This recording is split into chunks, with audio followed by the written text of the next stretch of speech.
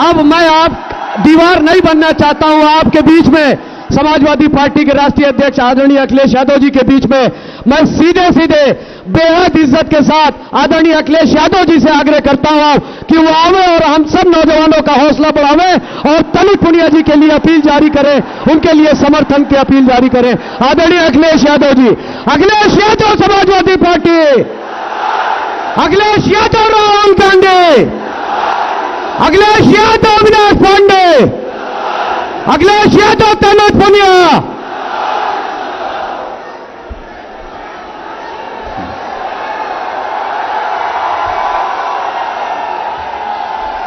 Samajwadi party के हमारे जिले के अध्यक्ष हाफिज अयाद अहमद साहब, यहाँ पर कांग्रेस पार्टी के उत्तर प्रदेश के प्रभारी अविनाश पांडे जी, मंच पर उपस्थित समाजवादी पार्टी और इंडिया गठबंधन कांग्रेस के प्रत्याशी नौजवान साथी तनुज पुनिया जी, पूर्व सांसद आदरणीय पीएल पुनिया जी, पूर्व मंत्री अरविंद सिंह गोप जी, पूर्व मंत्री राकेश वर्मा जी, पार्टी के हमारे विधायक सुरेश यादव जी, पार्टी के हमारे पूर्व मंत्री विधायक आदरणीय फरीद महफूज किदवई साहब, विधायक नौजवान गौरव रावत जी, कांग्रेस पार्टी के नेता नसीमुद्दीन सिद्दीकी साहब, कांग्रेस पार्टी के जिला अध्यक्ष मोहम्मद मोहसिन जी और बड़ी संख्या में दोनों पार्टियों के हमारे नेता, इंडिया गठबंधन के सभी हमारे नेता पदाधिकारी जो मंच पर हैं, यहाँ पर चुनावी जनसभा में उपस्थित सभी हमारे किसान भाई, सभी हमारे आदरणीय बुजुर्ग, बड़ी संख्या में नौजवान साथी पत्रकार बंधुओं, मैं सबसे पहले बाराबंकी लोकसभा के उपस्थित सभी साथियों का बहुत बहुत धन्यवाद और आभार प्रकट करना चाहता हूं। मैं देख रहा हूं जैसे चरणों का चुनाव आगे होता जा रहा है, जैसे जैसे चरणों का चुनाव आगे बढ़ता चला जा रहा है, जनता की नाराजगी और गुस्सा भी भारतीय जनता पार्टी के खिलाफ बढ़ता चला जा रहा है। और आप देख लेना, जब 7वें चरण में वोट पड़ेगा तो जनता का गुस्सा 7वें आसमान पे दिखाई देगा। ये चुनाव 2024 का, जहां हमारे आपके भविष्य का चुनाव है, वहीं ये हमारे आपके आने वाली पीढ़ी के भविष्य का भी चुनाव है, जहां हम आप सब मिलकर के समय समय पर ये बातें रखी गई आपके सामने कि जिस तरीके से कभी समुद्र मंथन हुआ था, ये 2024 का चुनाव भी संविधान मंथन का चुनाव है। एक तरफ वो लोग हैं जो संविधान को बदलना चाहते हैं और इधर इंडिया गठबंधन और समाजवादी पार्टी के और कांग्रेस के लोग हैं जो संविधान को बचाना चाहते हैं। आज जो जन समर्थन अभी तक जनता का मिला है, हम ये कह सकते हैं जो संविधान बदलने निकले हैं, देश की जनता उन्हें बदलने का काम करेगी।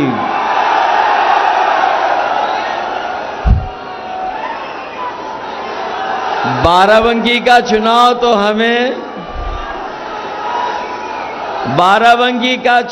हमें लग रहा है ऐसा कि 12 बनाम झूठी गारंटी का चुनाव होता जा रहा है। ये लोग जो झूठी गारंटी दे रहे हैं, इस बार 12 के लोग इनकी घंटी बजा करके वापस भेज देंगे। ये ऐसा चुनाव है जहां जनता ने अपने आप हाथ में चुनाव ले लिया है और जनता मन बना करके बैठी है कि इस बार ये डबल इंजन वाले बचने वाले नहीं हैं। मैं लखनऊ से लेकर के जहां जहां गया हूं, वहां मैंने देखा है कि बड़े बड़े डबल इंजन वालों की होर्डिंगें लग गई हैं। जो ये डबल इंजन की सरकार बोलने वाले लोग, इन्होंने बड़ी बड़ी होर्डिंगें लगाई हैं हर शहर में, और जब होर्डिंग देखोगे कई जगह एक इंजन गायब है, लखनऊ वाला इंजन गायब है। और सुनने में आया है कि 12 का इंजन तो इन्हें पहले ही बदलना पड़ गया था। और जब 12 के लोग 5वें चरण में वोट डालेंगे तो रहा बचा जो एक इंजन है वो भी गायब हो जाएगा। दिल्ली से सरकार बचने वाली नहीं है। पिछले 10 साल और उत्तर प्रदेश के 7 साल का हिसाब किताब अगर मांगे तो इन्हें 17 साल का हिसाब किताब देना है। दिल्ली के 10 साल और उत्तर प्रदेश के 7 साल सरकार के, बताओ इन 17 सालों की सरकार में बीजेपी की हर बात झूठी निकली कि नहीं निकली? इनका हर वादा झूठा निकला कि नहीं निकला? और जो लोग कहते थे हम किसानों की आय दोगुनी कर देंगे, बताओ हमारे किसान भाइयों, अगर किसानों की आय दोगुनी हो गई हो तो बता दो। ना आय दोगुनी हुई, और जो हमारे किसानों को लाभ मिलना चाहिए था, जो मदद मिलनी चाहिए था, जो सरकारी योजनाओं से लाभ पहुंचना चाहिए था, वो भी ये सरकार हमारे किसानों की मदद नहीं कर पाई। और लागत जो बढ़ी महंगाई के कारण, लगातार हमारे किसान महसूस कर रहे हैं कि हर फसल की लागत बढ़ती चली जा रही है। जहां लागत बढ़ रही है वहीं हर चीज इस सरकार ने महंगी कर दी, चाहे वो कीटनाशक दवाई हो, चाहे डीजल हो, और चाहे जरूरत का सामान हमारा किसान खरीद रहा हो। हर चीज सरकार ने महंगी कर दी। और हमारे किसानों को वो समय भी याद है जिस समय किसानों के खिलाफ दिल्ली वालों ने काले कानून लाने का काम किया था। ये हमारे किसानों की जमीन छीनना चाहते थे। ये हमारे किसानों की पैदावार जो होती उसको लूटना चाहते थे। लेकिन हम अपने किसानों को बधाई देंगे, न केवल उत्तर प्रदेश के किसान बल्कि देश के किसान एक हो गए और दिल्ली में लगातार बैठे रहे, और तब तक नहीं हटे जब तक सरकार ने काले कानून वापस नहीं ले लिए। सरकार को झुकना पड़ा, हजारों हमारे किसान शहीद हो गए, लेकिन हमारा किसान पीछे नहीं हटा। किसान तभी पीछे हटा जब सरकार ने काले कानून वापस ले लिए। हम अपने किसानों को कहने आए हैं, ये भारतीय जनता पार्टी के लोगों ने दिल्ली में सरकार में रह करके बड़े बड़े उद्योगपति, बड़े बड़े लोगों के कर्जे माफ किए हैं, और कोई छोटा मोटा कर्जा माफ नहीं किया है। अगर सभी बैंकों का कर्जा जो माफ हुआ है उसका हिसाब किताब लगा लें तो 16 लाख करोड़ कर्ज माफ किया है। बड़े बड़े उद्योगपतियों का 16 लाख करोड़ माफ कर दिया। और जिस समय 16 लाख करोड़ रुपए माफ किए जा रहे थे, उस समय बीजेपी के सरकार के लोगों ने नियम बनाया कि जिनके भी बैंकों में जो पैसा उन्होंने लिया है और 5 करोड़ से ज्यादा का कर्ज लिया है, उन्हीं लोगों का कर्ज माफ होगा। हमारा किसान मायूस रह गया, क्योंकि हमारे किसानों का तो लाखों में कर्जा है, करोड़ों में कर्जा नहीं है। इसलिए हम अपने किसानों को भरोसा दिला के जा रहे हैं। इंडिया गठबंधन ने तय किया है, आने वाले समय में 4 जून के बाद इंडिया गठबंधन की सरकार बनेगी, हमारे किसानों का पूरा कर्ज माफ होगा। न केवल किसानों का कर्ज माफ होगा, बल्कि हमारे किसान लगातार अपनी पैदावार, अपनी फसल का मूल्य मांगते रहे हैं, कीमत मांगते रहे हैं।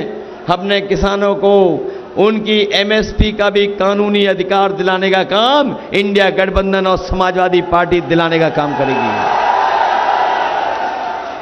जहां हमारा किसान बर्बाद कर दिया इस सरकार ने, वहीं हमारे नौजवानों के साथ भी बहुत धोखा किया है। ये जितने नौजवान हमारे सामने तख्ती लेकर के खड़े हैं, ये तमाम नौजवान जानते होंगे कि जब जब ये तैयारी करके गए, इन्होंने कोचिंग की, मेहनत की, परीक्षा दे करके आए, और जब परीक्षा अच्छी हो गई और घर वापस लौट करके आए तो उन्हें पता लगा पेपर लीक हो गया। ये नौजवान जो खड़े हैं, केवल एक पेपर लीक नहीं हुआ है, इस सरकार में 10 पेपर से ज्यादा पेपर लीक हुए हैं। सब पेपर लीक हो गए। और हाल ही में हमारे नौजवानों को याद होगा कि जब पुलिस भर्ती का इन्होंने फैसला लिया कि पुलिस भर्ती 2 दिन परीक्षा कराई जाएंगी, और सरकार ने भरोसा दिलाया कि इतनी सुरक्षा के इंतजाम हैं कि कहीं भी पेपर लीक नहीं होगा। हमारे नौजवानों ने तैयारी की, मेहनत कर करके गए, वहां पर पड़े रहे, ऐसे ही रुके, कहीं रुक पाए नहीं रुक पाए, स्टेशन से लेकर के अपनी गाड़ियों में सोते रहे, परीक्षा दे करके आए, और जब घर लौट करके आए तो पता लगा पुलिस भर्ती का भी पेपर लीक हो गया। हमारे नौजवान जानते होंगे कि इस सरकार ने कोई परीक्षा नहीं करा पाई। पता नहीं ये सरकार कैसी है जो अपना लीकेज नहीं रोक पा रही है। हर पेपर लीक हो रहा है इनका। और याद रखना, मैंने कई मौकों पर वो गणित समझाया है कि अगर 60 लाख बच्चे जो परीक्षा रद्द की वजह से जिनका भविष्य अंधकार में चला गया, अगर 60 लाख बच्चे और उनके माँ बाप को हम जोड़ दें तो एक परिवार से 3 लोग नाराज हैं। और अगर 60 लाख ऐसे नौजवान हैं जो परीक्षा नहीं दे पाए, जिनकी नौकरी इन्होंने छीन ली, तो पूरे उत्तर प्रदेश में अगर हम 60 लाख का गुणा 3 से कर दें तो 1 करोड़ 80 लाख होता है। और यही 1 करोड़ 80 लाख अगर हम भाग दे दें 80 लोकसभाओं से, तो हर लोकसभा में 2,25,000 वोट कम होता है। बताओ, 1 करोड़ 80 लाख का अगर भाग दोगे 60 लाख से तो कितने हुए? 2,25,000। और जिस पार्टी से 2,25,000 एक लोकसभा में वोट कम होंगे, तो बताओ उनकी हालत क्या होगी उस लोकसभा में। बताओ नौजवानों, इनका सफाया करने जा रहे हो कि नहीं जा रहे हो? इन्होंने केवल आपकी नौकरी के साथ खिलवाड़ नहीं की है। जरा सोचना जा करके, आपके जीवन का 1/3 जीवन इन्होंने बर्बाद कर दिया। 1/3 जीवन। और जितने भी फैसले लिए इन्होंने, वो नौजवानों को नौकरी और रोजगार नहीं दिला पाए। यही लखनऊ, जहां पर देश के प्रधानमंत्री और बड़े बड़े लोग आए थे और बड़े बड़े निवेश के सपने दिखाए गए थे। बड़े बड़े उद्योगपति आए और कहा कि निवेश के लिए वो तैयार हैं, लाखों करोड़ रुपया जमीन पर पहुंचेगा। बताओ हमारे बाराबंकी के लोगों, आपके बगल में राजधानी में प्रधानमंत्री, राष्ट्रपति सब आए थे और लाखों करोड़ का निवेश का सपना दिखा गए। अगर बाराबंकी में कोई निवेश हुआ हो तो बता दो हमें। और न निवेश किया, जो योजनाएं समाजवादी सरकार में चल भी रही थी उन तमाम योजनाओं को इन्होंने बर्बाद कर दिया।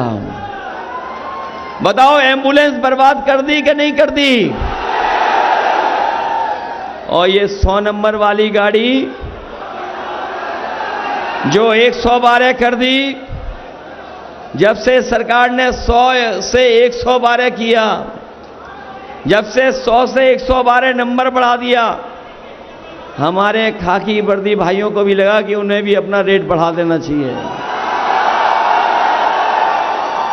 और अगर आज फोन करते होगे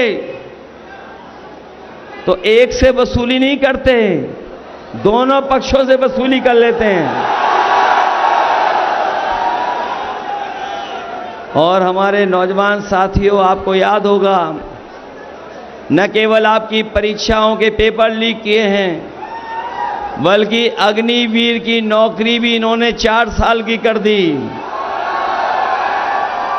ये 4 साल की नौकरी ऐसी है कि अगर कोई नौजवान अग्निवीर की नौकरी में गया और शहीद हो गया तो उसको शहीद का दर्जा नहीं मिलेगा, जो सुविधाएं होती हैं वो भी नहीं मिलेंगी। और याद कीजिए, नेताजी ने कभी फैसला लिया था कि अगर कोई शहीद होगा तो उसका पार्थिव शरीर अंतिम दर्शन के लिए पूरे सम्मान के साथ घर परिवार के बीच में लेके जाया जाएगा। अगर अग्निवीर होगा कोई तो उसको आखिरी समय पे भी ये सम्मान नहीं दे पा रही सरकार। हम अपने नौजवानों को कह के जा रहे हैं, जिन्होंने ये अग्निवीर व्यवस्था बनाई है, समाजवादी और इंडिया गठबंधन की सरकार बनेगी, अग्निवीर व्यवस्था हमेशा हमेशा के लिए खत्म हो जाएगी और पहले जैसी नौकरी होगी, पक्की वर्दी के साथ पक्की नौकरी होगी। ये अग्निवीर वाली आधी अधूरी नौकरी हम स्वीकार नहीं कर सकते। ये तो अभी फौज के साथ हुआ है, ये तो अभी फौज के साथ हुआ है। ये बीजेपी वाले आ गए तो हमारे खाकी वर्दी पहने हुए भाई लोगों की भी नौकरी 3 साल की कर देंगे ये लोग।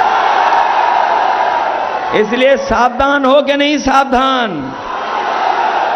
ये तो बेचारे वो लोग हैं जिनके जबरदस्ती वैक्सीन लगा दी गई। पूछो, आपके बगल में खड़े होंगे, पूछिए जबरदस्ती वैक्सीन लगी कि नहीं लगी इनके। और अब वैक्सीन वाली कंपनी कह रही कि हम वैक्सीन वापस ले लेंगे। बताओ अब शरीर से कैसे वापस ले लोगे?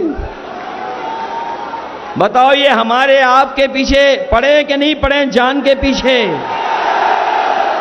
न केवल ये हमारे आपकी जान के पीछे पड़े हैं, बल्कि ये लोग संविधान के पीछे भी पड़े हैं।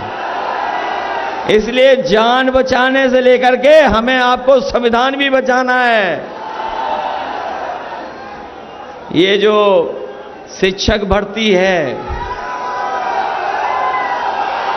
इस सरकार ने कोई शिक्षक भर्ती नहीं की, और अगर शिक्षक भर्ती हो भी गई होगी तो ये हमारे 69,000 वाले शिक्षक भर्ती वाले जानते होंगे इनके साथ कितना भेदभाव हुआ है। कितने सालों से ये लड़ रहे हैं और आज भी इनको न्याय नहीं मिला है, इनको न्याय नहीं मिला आज तक। इसलिए हम अपने, जहां समाजवादी सरकार में हम लोग शिक्षक भर्ती के लिए मौका देंगे, वहीं हमारे 69,000 वाले जो शिक्षक हैं जिनके साथ भेदभाव हुआ है, इनको भी न्याय दिलाने का काम समाजवादी लोग करेंगे। ये जब बीजेपी को सरकार बनानी थी तो गरीबों को ये राशन दे रहे थे, और राशन में दाल भी दे रहे थे, कभी कभी चना भी दे रहे थे, रिफाइंड तेल भी दे रहे थे, नमक भी दे रहे थे। और बताओ राशन में आजकल क्या क्या दे रहे हैं ये लोग? क्या दे रहे हैं राशन में? ये जो राशन में कोई नई चीज पौष्टिक बहुत है वो दे रहे हैं। बताओ राशन कितना घटिया दे रहे हैं आपको? बताओ घटिया राशन दे रहे हैं कि नहीं दे रहे हैं? इसलिए हम अपने गरीबों को बता के जा रहे हैं, जहां गरीबों के राशन की गुणवत्ता को बेहतर करेंगे, मात्रा भी बढ़े, और जिस तरीके से संपन्न लोग बड़े बड़े शहरों में पौष्टिक और गुणवत्ता के साथ पैकेज्ड आटा खा रहे हैं, ले रहे हैं, बाजार से खरीद रहे हैं, तो हम समाजवादियों ने तय किया है अपने गरीबों का जहां पर राशन की गुणवत्ता बेहतर करेंगे, वहीं पौष्टिक पैकेट आटा के साथ साथ डाटा भी फ्री देने का काम होगा। और डाटा इसलिए क्योंकि डाटा भी आज उतना ही जरूरी है। डाटा भी जरूरी है। तमाम कंपनियां आई थी, अगर आपको याद हो, जब उन्हें बाजार में रहना था, बाजार को कब्जा करना था, तो फ्री डाटा के साथ साथ आपको मोबाइल दे रहे थे। और आज डाटा के लिए भी पैसा लग रहा है। कोरोना के समय पर हम लोगों ने देखा कि जो संपन्न परिवार के लोग हैं, उनके परिवार के बच्चों का किसी का साल खराब नहीं हुआ, किसी का साल नहीं गया, वो ऑनलाइन पढ़ाई कर सकते थे। तमाम आज हम लोग डाटा के माध्यम से ऑनलाइन बहुत सारी जानकारी हासिल कर सकते हैं, सरकारी सुविधाएं ले सकते हैं। पेपर अगर हमें भरना है तो हम बहुत सारी चीजों को उससे कर सकते हैं। इसलिए समाजवादियों ने तय किया है कि आटा के साथ साथ डाटा भी फ्री देने का काम होगा। हमारे साथियों को याद होगा, जब समाजवादी सरकार थी तो हम लोगों ने लैपटॉप दिया था, और जिन नौजवानों के घर में होगा वो आज भी चल रहा होगा, और जब चलाते होंगे तो नेताजी और हम ही लोग दिखाई देते होंगे। इस सरकार ने लैपटॉप तो दिया नहीं, लेकिन हम लोगों ने इतनी बड़ी चीज दी थी, इन्होंने इतनी छोटी कर दी, और उसमें भी नकल कर करके फोटो डाल दी। लेकिन इतना रद्दी दिया है कि उंगली घिसते रहो, चलता ही नहीं है। बताओ घटिया दिया कि नहीं दिया? और न केवल इन्होंने नकल कर करके घटिया दिया है, बल्कि हमारे किसान भाई जानते होंगे कि इन्होंने बोरी से भी चोरी कर ली। पहले बोरी से चोरी हुई 5 किलो की, और अभी बोरी से चोरी कितनी हो गई? 10 किलो की हो गई कि नहीं हो गई? और कभी कभी मैं सोचता हूं ये चोरी कहां से सीखी है। जिन लोगों ने बाजार में पार्ले जी का बिस्किट का पैकेट पहले लिया होगा वो जानते होंगे चोरी कहां से सीखी है। याद कीजिए, पार्ले जी का बिस्किट पहले इतना बड़ा आता था, और जैसे जैसे महंगाई बढ़ी और मुनाफा उन्होंने कमाया, तो बताओ पैकेट कितना हो गया? छोटा हो गया कि नहीं हो गया? कितने बिस्किट का पैकेट है आजकल? ये बीजेपी वाले आ गए तो एक बिस्किट वाला पैकेट आपको मिलेगा। और हमारे किसान जानते होंगे, जब बोरी से चोरी हुई, वहीं इन्होंने जबरदस्ती बताओ, नैनो यूरिया खरीदवा दिया कि नहीं खरीदवा दिया? नैनो यूरिया खरीदवाया कि नहीं? और सुनने में तो आ रहा है कि जिस तरीके से बीजेपी की सरकार में जो उद्योगपति भागे, उसी तरीके से नैनो यूरिया जो खाद मिली आपको, वो साइंटिस्ट भी भाग गया भारत छोड़ करके। इसलिए सावधान रहोगे बीजेपी से कि नहीं रहोगे? मैं जब यहां आया तो मैंने देखा बहुत सारे नौजवान मोटरसाइकिल से आए हैं। बताओ नौजवानों, 5 साल पहले मोटरसाइकिल की कीमत क्या थी? 10 साल पहले क्या थी? और आज मोटरसाइकिल कितने की मिल रही है? और डीजल पेट्रोल कितना हो गया महंगा? 10 साल पहले जो आप दवाई लेते थे पैरासीटामोल 500 ग्राम की, उसमें बुखार ठीक हो जाता था। और आज बताओ डोलो कितने की है? डोलो गोली 650 में भी बुखार ठीक नहीं हो रहा। बताओ दवाइयां महंगाई हो गई कि नहीं हो गई? इसलिए बीजेपी को इस बार सबक सिखाओगे कि नहीं सिखाओगे? और ये केवल हमारे आपके भविष्य का चुनाव नहीं है, ये संविधान बचाने का भी चुनाव है। ये संविधान वो जो बाबा साहब भीमराव अम्बेडकर जी ने हम लोगों को दिया, और यही संविधान हमें अधिकार दिलाता है, यही संविधान हमें न्याय दिलाता है। और याद रखना गरीबों और हमारे बहुजन समाज के लोगों, यही संविधान जो बाबा साहब भीमराव अम्बेडकर जी ने दिया है, यही हमारी संजीवनी है। अगर इसी को ठेस पहुंचाने का काम करेंगे तो हम सब मिलकर के इन भारतीय जनता पार्टी के लोगों का सफाया करने का काम करेंगे। इसलिए सावधान रहोगे कि नहीं रहोगे? और हम अपने बहुजन समाज के लोगों से भी कहेंगे, इधर राजनीति में आपने देखा होगा बीजेपी और बीएसपी ने अंदर ही अंदर हाथ मिला लिया है। बताओ मिला लिया कि नहीं मिला लिया?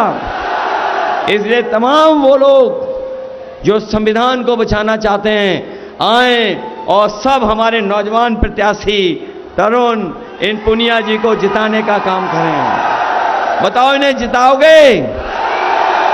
इनका चुनाव चिन्ह तो याद रहेगा, साइकिल नहीं है इनका। साइकिल वालों भी पंजा दबाओगे कि नहीं दबाओगे? ये तो बाराबंकी से मुझे लगता है न केवल जीत होने जा रही है, न केवल जीत होने जा रही है, जो जानकारी मिल रही है वो बता रहे हैं कि रिकॉर्ड मतों से जीतने जा रहे हैं। ये बाराबंकी वो धरती है जो हमारी गंगा जमुनी तहजीब को आगे बढ़ाने का काम करती है, हमारे भाईचारा को आगे बढ़ाती है। ये धरती वो है जो मिली जुली संस्कृति को हमेशा बढ़ाने का काम किया।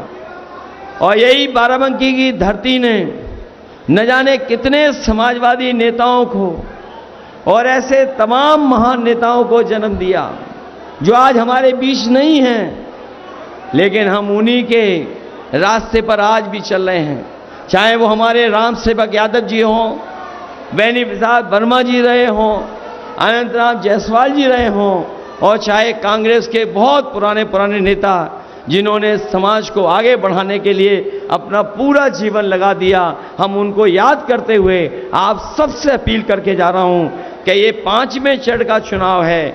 4वें चरण में तो ये धराशायी हो ही जाएंगे, लेकिन 5वें, 6वें, 7वें में इन भारतीय जनता पार्टी के लोगों को आप सबक सिखाने का काम करना। और मेरा नौजवान सही कह रहा है कि बाय बाय बीजेपी वालों। बताओ इनका डबल इंजन फेल है कि नहीं है? जो यहां इंजन इन्होंने भेजा था वो बदलना पड़ा कि नहीं बदलना पड़ा? उन्होंने खुद बदला कि नहीं बदला? तो इसलिए हमारे तरुण पुनिया जी को ऐतिहासिक वोटों से जिताने का काम करना। आप सबका बहुत बहुत धन्यवाद और बहुत बहुत आभार प्रकट करता हूं।